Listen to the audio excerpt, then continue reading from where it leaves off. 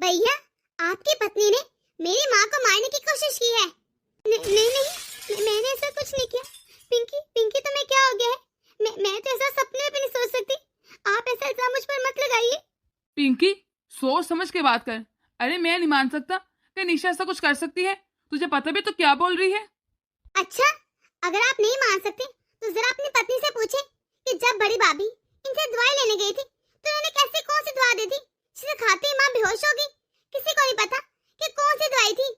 पिंकी, मैंने माँ जी को दवाई खुद तो नहीं ना दी। मैंने बड़ी भाभी को दवाई दी थी, उन्होंने फिर माँ जी को दी। क्या भाभी ने देखा नहीं कि कौन सी दवाई है? अरे ये क्या कह रहे तुम? अब मैं इतनी भी पढ़ी लिखी नहीं कि गोली को देखकर बता दूं कि कौन सी गोली है।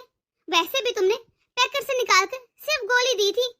अब मुझे क्या पता कि तुमने कौन सी दवाई दी थी मुझे। मैंने तो वही दवाई जाकर माँ जी को दे दी। ये सब निशा भाभी का प्लान है। कि आप नहीं जानते कि माँ और निशा भाभी की जरा नहीं बनती। आपको पता है ना, जब निशा भाभी आई थी तो शुरू में माँ ने इनकी इंसल्ट कर दी थी। इन्होंने सोचा होगा उस चीज का बदला लेती हूँ, ऐसे कैसे जान दो माँ जी को। इन्होंने जानबूझ के माँ को मारने की कोशिश की और उन्हें स्लो पॉइजन दे दिया। आप जानते हैं ना डॉक्टर ने क्या कहा कि माँ ने स्लो पॉइजन खाया है। छोटी बहू, ये मैं क्या सुन रहा हूँ? तुमने बिल्कुल अच्छा नहीं किया। अगर तुमने अपने कुमान का बदला लेना था तो सामने से ले लेती, लेकिन इस तरह इतनी बड़ी साजिश। तुमने मेरी पत्नी को मारने की कोशिश की है। पापा जी, प्लीज आप तो मेरे यकीन कीजिए, मैं सच कह रही हूँ। मैंने सिर्फ माँ जी को सर दर्द की दवाई दी थी। मैंने कोई स्लो पॉइजन नहीं दिया। भाभी, अरे भाभी आप चुप क्यों हैं? भैया को बताइए ना कि छोटी भाभी ने जानबूझकर आपको वो दवाई दी थी। हाँ बड़ी भाभी, आप तो सारा सच जानती ना। मैंने जानबूझ के माँ जी को दवाई नहीं दी, बल्कि आप ही आई थी मेरे पास दवाई लेने के लिए। बल्कि हाँ, आप मेरे साथ कमरे में चले। कमरे में दवाई का पत्ता पड़ा है जो मैंने माँ जी को दी थी। आप खुद जाके चेक कर लीजिए। बस भाभी, हमारे सामने ना ज्यादा नाटक करने की कोई जरूरत नहीं। जो इंसान मेरी माँ को स्लो पॉइजन दे सकता है, क्या वो इतना नहीं कर सकता कि जल्द से जल्द वो दवाई छुपाकर सामने सर दर्द की रख दे? हमें क्या आप इतने बेवकूफ समझ रखे हैं? हम आपकी चालें समझते नहीं है क्या? आप मेरा यकीन कीजिए कि आपको लगता है मैं ऐसा कर सकती हूँ। मैं सच कह रही, मैंने ऐसा कुछ नहीं किया। आप तो मुझे जानते हैं ना। मुझे कुछ नहीं पता कि किसने क्या किया क्या नहीं, लेकिन अभी ये वक्त नहीं कि हम लोग इस तरह जाया करें। हमें चाहिए हम जल्द से जल्द माजू को लेकर जाएं हॉस्पिटल और जाकर भर्ती करें। खुदा ना खास्ता कुछ हो गया तो हम क्या करेंगे? ये तो अब ऊपर वाले जानते हैं कि किसने स्लो पॉइजन मिलाया है और किसने नहीं। सैफ भैया, आपको कुछ नहीं पता। आप उस वक्त घर में नहीं थे। मैं कह रही ना, भाभी ने सब कुछ जानबूझ के किया है। पिंकी, सैफ सही कह रहे हैं। अभी वक्त नहीं हम लोग बहस करें। जल्दी चलो, तुम्हारी माँ को हॉस्पिटल लेकर चलते हैं ताकि कुछ बड़ा ना हो जाए। तुम याद रखना, तुमने जिस तरह मेरी माँ को मारने की कोशिश की ना, तुम्हें मैंने जेल की चक्की ना पिसवा दी तो मैं ना भी पिंकी नहीं। हाँ, इतनी जल्दी तुझे बचने नहीं दूंगी। दीदी, प्लीज दीदी, आपको तो सारा पता है ना। आप चुप क्यों हैं? आप जानते हैं मैंने सर दर्द की दवाई दी थी। आप सबको सच बताइए ना। बस निशा, तुम क्या चाहती हो कि तुम सारा मलबा मेरे ऊपर डाल दो? वाह, क्या है तुम्हारी चालाकी है। मैंने कहा है ना, मुझे नहीं पता कौन सी दवाई थी। मैंने पत्ते की तरफ देखा ही नहीं था। बस तुमने दवाई दी और जाकर मैंने माँ जी को दे दी। भलाई का तो जमाना ही नहीं। वैसे भी किसके मन में क्या चल रहा है कोई जानते ही नहीं। पापा जी प्लीज, आप ही तो मेरे यकीन कीजिए। मैं सच कह रही, मैंने कुछ नहीं किया। मैं बेगुनाह हूँ। मैंने कोई दवाई नहीं दी। मैंने सिर्फ सर दर्द की दवाई दी थी। मैं कसम खाती हूँ। तुम्हारा भरोसा, वो भी सिर्फ इसलिए कि तूने कसम खाई है? अरे तू जैसी लड़कियां ना होती ऐसे कसमें भी झूठी खाती हैं। तुमने तो अपने माँ बाप की परवाह नहीं की। कैसे उनकी इज्जत पैरों तरह रौंद के भाग गई और शादी कर ली। वाह, तुम जैसी लड़कियां होती ऐसी हैं, किसी के लायक ही नहीं। लेकिन बहू, एक बात मेरी याद रखना, अगर मुझे पता चला ना कि वाकई तुमने स्लो पॉइजन देकर मेरी पत्नी को मारने की कोशिश की है तो मुझसे बुरा कोई नहीं होगा। मैं तुम्हारा वो हासिल करूंगा ना कि तुम जिंदगी भर याद रखोगी। कोई मेरा भरोसा क्यों नहीं कर? भला मैं ऐसा कैसे कर सकती हूँ? किसी को मैं कातिल लगती हूँ क्या? किसी ने मेरी बात पे इत्मीनान नहीं किया। और तो सैफ जी, उन्हें भी मुझ पर यकीन नहीं। कैसे वो मेरी तरफ गुस्से की तरफ देख रहे थे कि उन्हें भी लगता है कि मैं उनकी माँ को मारने की कोशिश करूंगी। वो तो मुझे अच्छे से जानते थे ना। मैं क्या करूं? देखिए, ज्यादा घबराने की कोई बात नहीं। आपकी पत्नी का इलाज शुरू हो चुका है। मुझे उम्मीद है बहुत जल्दी वो खतरे से बाहर हो जाएंगी। जी जी डॉक्टर, आप लोगों में से सिर्फ एक ही पेशेंट के साथ रुक सकता है, बाकी लोग घर जा सकते हैं। सैफ बेटा, तू जा, तू घर जा। यहाँ पे सब कुछ मैं देख लूंगा। ठीक है पापा, लेकिन अगर आपको किसी भी चीज की जरूरत हुई आपने मुझे तुरंत कॉल करनी है, मैं आ जाऊंगा। ठीक है। देखिए भाभी, भैया को कुछ नहीं पता चलना चाहिए, क्योंकि अगर उनको जरा सी भी बिनक लग गई ना, या कहीं से पता चल गया कि ये सब कुछ हमने जानबूझ के नाटक किया है ताकि निशा भाभी को फंसा सके, तो आपको उनका व्यवहार पता है ना, वो हमें छोड़ेंगे नहीं। क्योंकि अब आप भी इस खेल में शामिल हो चुकी हैं। अगर आप पीछे बैठी ना तो भी आपका नाम तो शामिल होगा। इसलिए बेहतर आपके यही है कि आप चुप रहें और किसी को कुछ पता ना चलने दें। और फिर सोचिए, अगर बड़े भैया को पता चला तो क्या होगा, आपको पता है ना उनका। पिंकी, तू मुझे धमकी दे रही है ना? मैं कह रही ना, मैं किसी से कुछ नहीं कहूंगी, तो मुझे धमकी देने की कोई जरूरत नहीं। पिंकी, तू ना ये सब छोड़, मुझे पता है। तो आगे का बता, आगे क्या करना है? करना क्या है? जो मैंने आपको दवाई ला कर दी थी ना मार्केट से, स्लो पॉइजन वाली, वो किसी तरह ना आप जाकर भाभी के कमरे में रखें, ताकि जब सैफ भैया आए ना, उनकी नजर पड़ जाए तो उनको यकीन हो जाए कि निशा ने सब कुछ जानबूझ के किया है। ठीक है, मैं ऐसे ही करती हूँ। निशा, निशा। हाँ दीदी, बताइए। माँ जी की तबीयत अब कैसी है? कोई फोन कॉल है भैया का? क्या कह रहे हैं डॉक्टर्स? फोन तो नहीं है, और नहीं मुझे पता है कि माँ जी की तबीयत अब कैसी है। तुम मुझे एक बात तो बता निशा। जी दीदी, पूछिए। मुझे सच सच बताओ निशा, कि वो कौन से गोले थी जो तूने माँ जी को दी? क्या तुम सच में माँ जी को मारना चाहती हो? नहीं, मैंने ऐसा कुछ नहीं किया दीदी। आप ऐसा कैसे सोच सकते हैं सब लोग? भला मैं इनको क्यों मारना चाहूंगी? मैंने सच में सिर्फ सर दर्द की दवाई दी थी। लेकिन निशा, माँ जी की तबीयत वही दवा खा के बिगड़ी थी। आपको कैसे मान लेगा कि तुमने कुछ नहीं किया? सारे इल्जाम तो तुम पर ही आ रहे हैं ना। नहीं, मैंने ऐसा कुछ नहीं की। मैं सच कह रही हूँ, मैंने वही दवाई दी थी जो मेरा सर दर्द होता है, तब भी मैं वही खाती हूँ। मैं तो खुद इतनी मरतबा दवाई खा चुकी, मुझे कुछ नहीं हुआ, तो माँ जी को कैसे कुछ हो सकता है? रूही ने इधर उधर की बातें कहकर किसी तरह निशा को ध्यान में लगाकर स्लो पॉइजन की दवाई ऐसी जगह रख दी जहाँ सैफ के आते ही नजर पड़ जाए, और चुपचाप कमरे से निकल गई। पिंकी, मैंने काम कर दिया है। अब किसी वक्त सैफ आता ही होगा, फिर देखना निशा की शामत आ जाएगी। हाय कि भाभी, आपने बहुत अच्छा काम किया, दिल खुश कर दिया मेरा। आप देखना, मजा तो तब आएगा जब सैफ भैया निशा भाभी को धक्के देकर इस घर से बाहर निकालेंगे। फिर सिर्फ इस घर पर आपका राज होगा। हाँ ठीक है, लेकिन एक बात मत भूलना कि जब सैफ की दूसरी शादी होगी तो इस घर में दुल्हन बनके मेरी बहन ही आएगी। हाँ भाभी, हम भले ये बात क्यों बोलेंगे? माँ ने पक्का प्रॉमिस किया है कि अब सैफ भैया की दुल्हन आपकी छोटी बहन ही बनेगी। आप ज्यादा चिंता मत करें, बस चुपचाप इस मजे को एंजॉय कीजिए। सैफ भैया तो कब से अपने कमरे में गए हैं, लेकिन अभी तक कुछ टूटने की, चिखा चलाने की आवाजें क्यों नहीं आ रही? क्या रूही भाभी ने सही से काम किया कि नहीं? पत्ता सामने रखा भी था कि नहीं?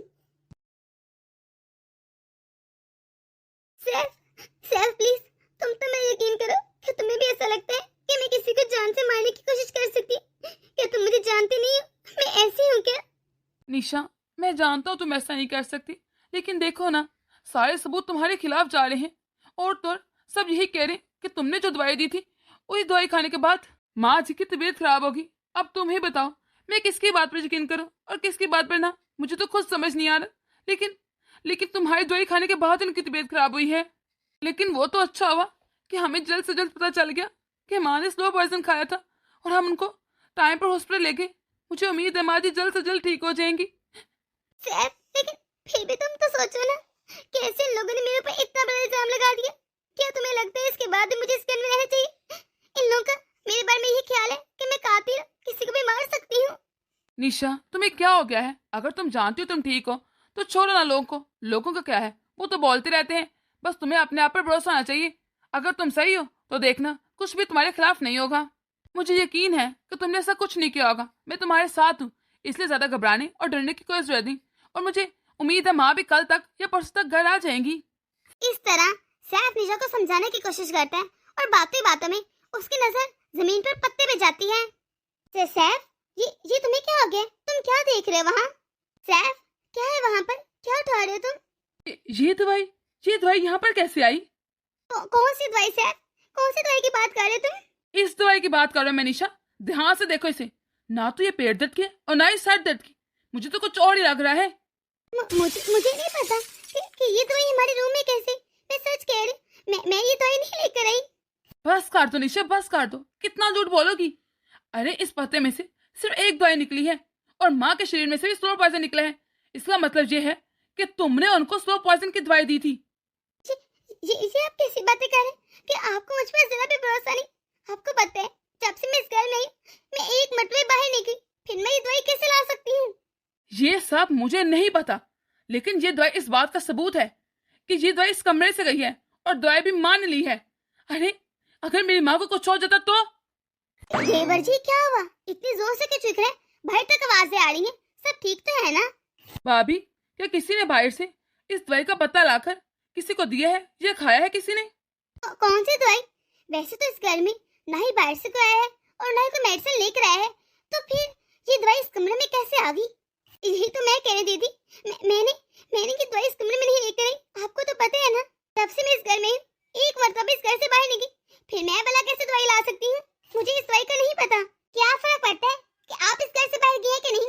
अरे आजकल तो ऑनलाइन का जमाना है, क्या पता आपने किसी से ऑनलाइन दवाई मंगवा ली हो।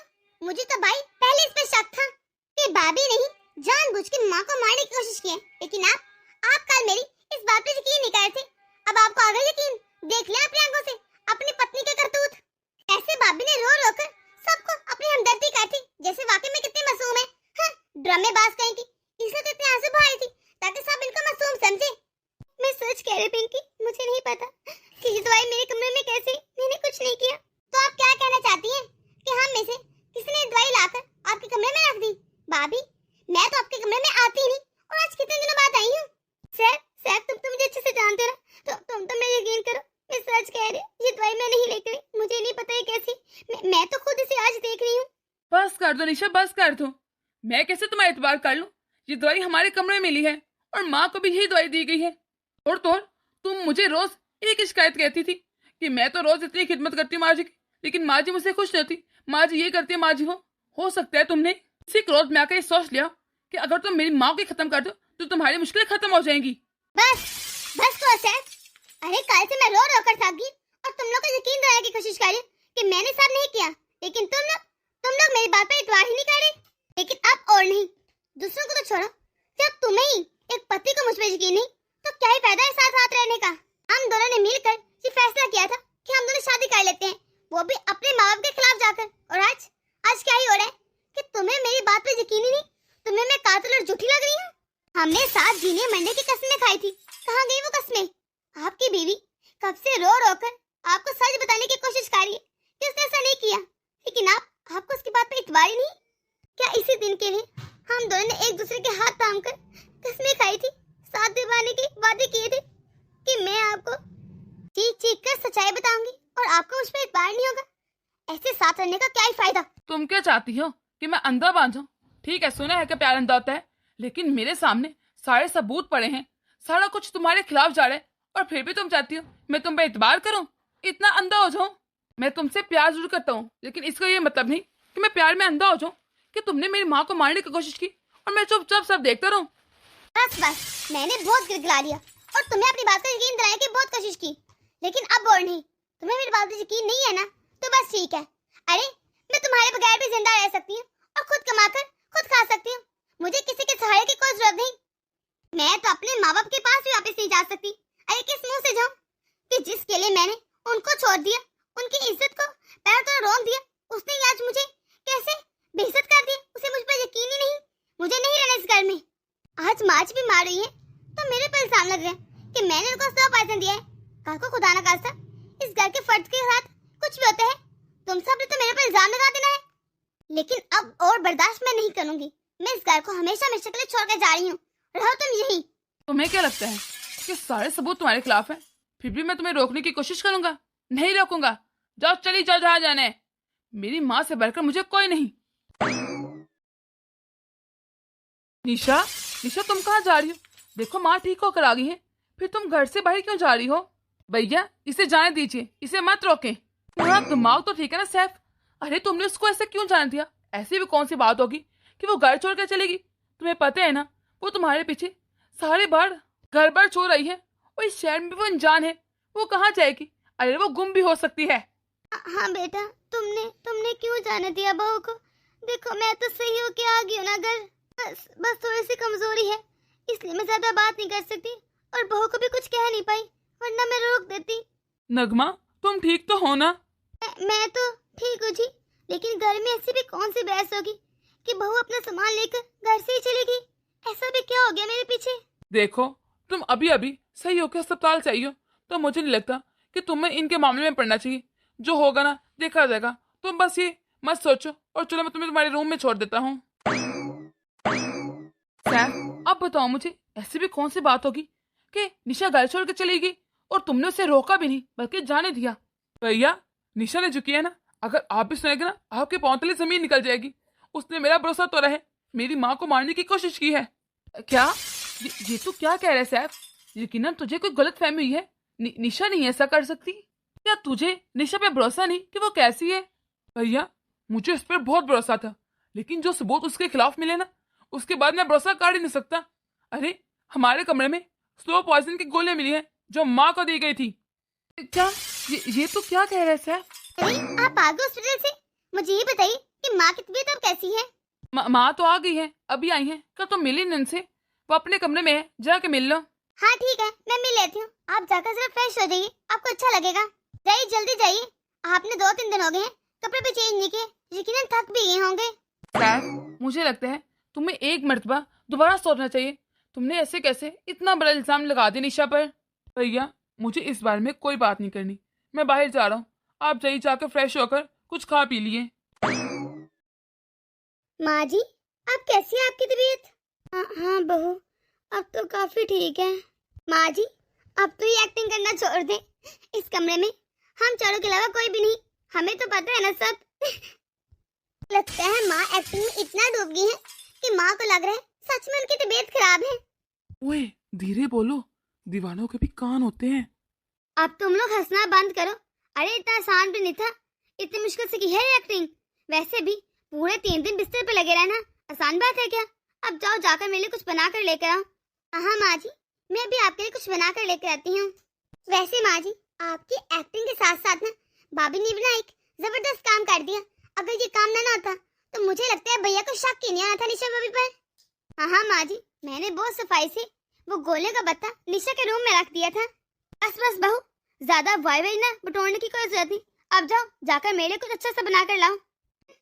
सबको तो ऐसा लग रहा है जैसे इन लोगों ने महान काम कर लिया। अरे, मैं 3 दिन बिस्तर पे लगी रही, सबसे ज्यादा काम मेरा मुश्किल था। तुम लोगों ने एक दवाई का पत्ता इधर से उधर के रख दिया, बस जैसे तुमने ही सारा काम कर दिया। माँ जी अपने आप को क्या समझती है? इनका मैंने काम कर दी, इनकी टीम में शामिल होगी, बस एस्टेशन का काम ही खत्म हो गया। अब कैसे मुझे तेवर दिखा रही है? अगर ये सब कुछ ऐसे चलता है ना, फिर देखना मैं भी इनको अपनी असलियत दिखा दूंगी। हाँ, इन्होंने क्या सोच रखा था, ये मुझे दोबारा नौकर बना देंगे। अब ना मैं इन लोगों की नौकरानी नहीं बनने वाली। अगर इन लोगों ने मुझ पर ऑर्डर चलाया ना, तो फिर देखना मैं भी इन लोगों को ब्लैकमेल करूंगी। कैसे सारी असलियत सैफ को बताती मैं। अरे रूही, ये अकेले में क्या कर बड़बड़ा रही हो? तुमने अभी तक नाश्ता नहीं बनाया क्या? हाँ, बड़बड़ा रही हूँ। मैं तो ये सोच रही हूँ कि निशा कैसे माँ जी को मारने की कोशिश कर सकती है। हाँ रूही, मुझे भी ऐसा लगता है कि निशा ऐसा नहीं कर सकती।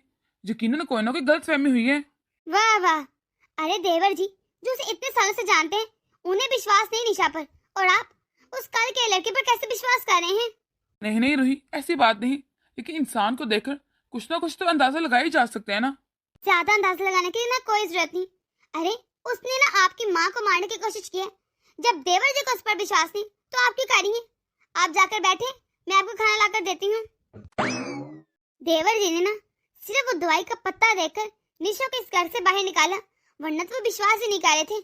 अब इसी बात का फायदा उठाकर ना मुझे इन 2 मानो बेटियों को घर की नौकरानी बना के रखूंगी, सारे काम इनसे कराऊंगी और खुद महारानी बन के रहूंगी।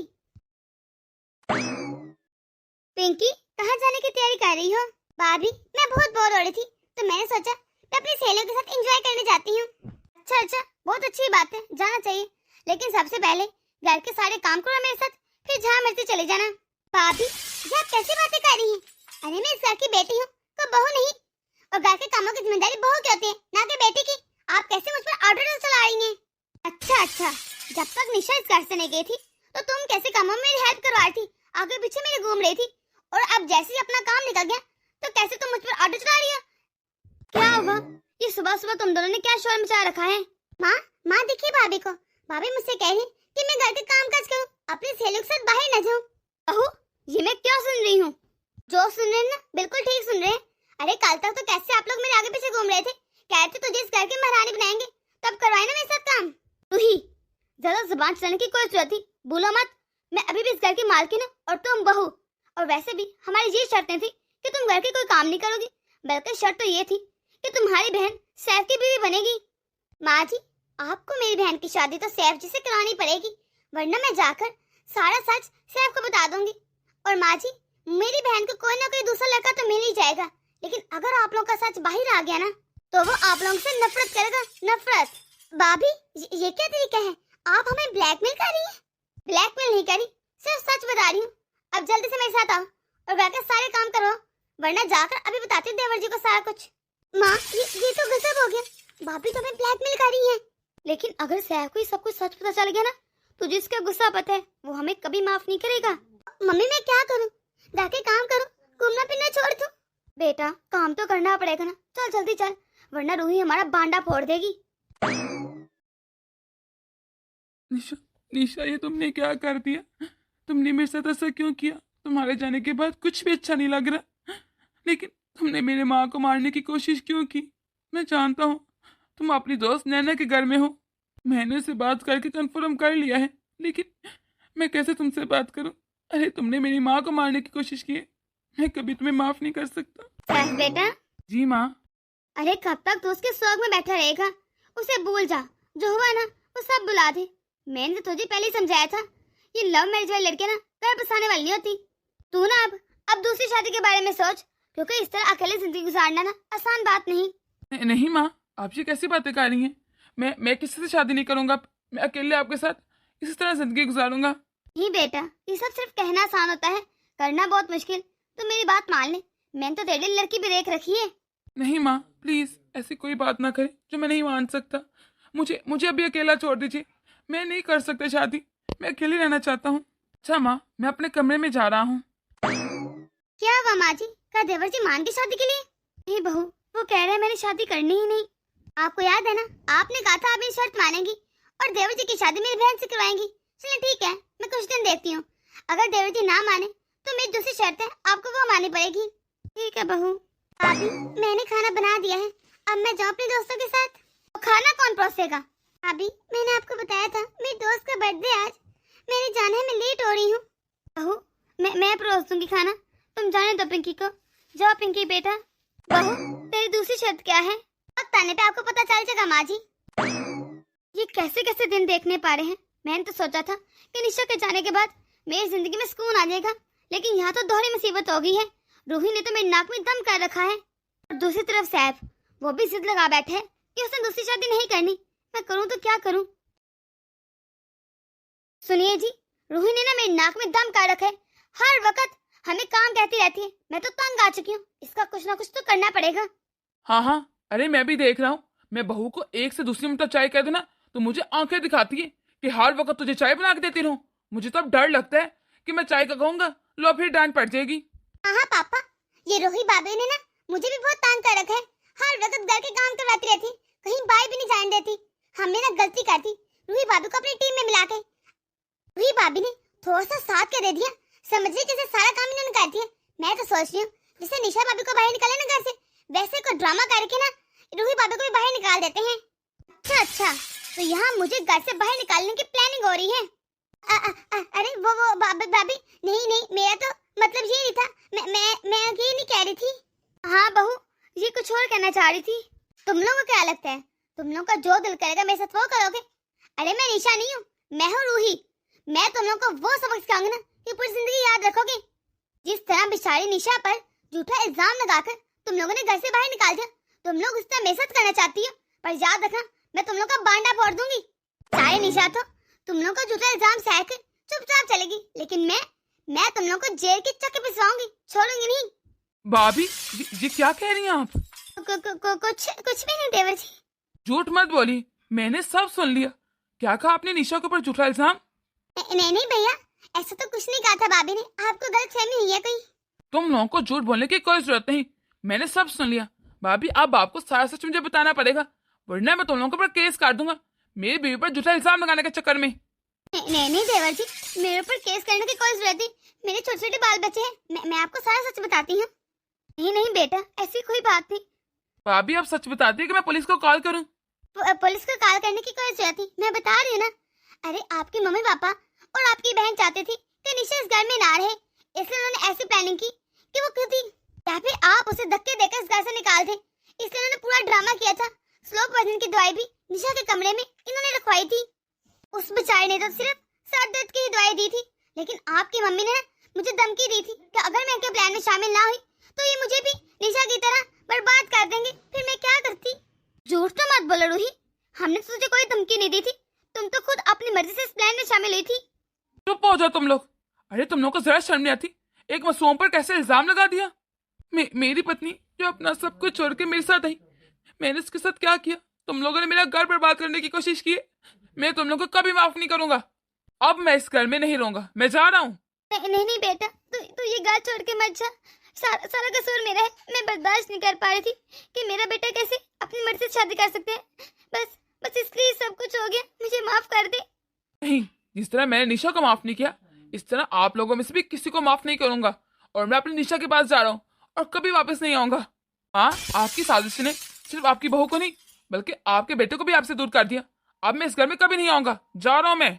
हाँ, मुझे आपसे ये उम्मीद नहीं थी। और हुई तुम भी इन लोगों के घटिया प्लान में शामिल हो गई। मुझे माफ कर दे। माँ, आपको नहीं पता जब आप हॉस्पिटल में थी तो मेरे वो 2-3 दिन कैसे गुजरे।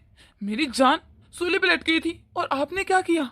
इतना बड़ा ड्रामा मेरे साथ विश्वासघात किया है। और वो डॉक्टर, क्या आप लोगों ने डॉक्टर को भी खरीद लिया था? हाँ जी, माँ जी ने उसे 50,000 दिए थे ये सब ड्रामा करने के लिए। प्लीज बेटा, मुझे माफ कर दे प्लीज। हाँ, माफी मांगनी है ना तो उस बच्ची से मांगे जिसने सब कुछ छोड़ छाड़ के सैफ को चुना और आपने उसे घर से बाहर निकाल दिया। मैं जा रहा हूँ सैफ के साथ निशा को ढूंढने। अगर आप चाहते हैं ना कि आपकी गलती का मदावा हो तो चुपचाप निशा को इस घर की बहू माने, उसे वही इज्जत दें जो एक बहू की होती है। हाँ, मैं मान जाऊंगी। मैं अपने बेटे से दूर नहीं रहना चाहती, मैं इसके साथ रहना चाहती हूँ।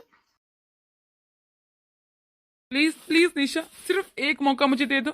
मुझसे बहुत बड़ी गलती होगी पर मुझे अपनी गलती का एहसास हो गया। आइंदा ऐसा कभी नहीं होगा।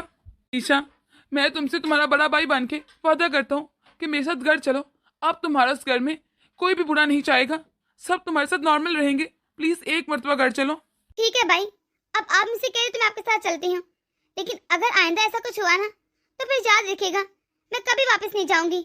नहीं निशा, ऐसा कभी नहीं होगा। चलो मेरे साथ घर। बहू, हम अपने की पर बहुत शर्मिंदा है। प्लीज तुम हमें एक मरतबा माफ कर दो, आइंदा तुम्हें कभी भी शिकायत का मौका नहीं देंगे। हाँ भाभी, प्लीज एक मरतबा माफ कर दीजिए।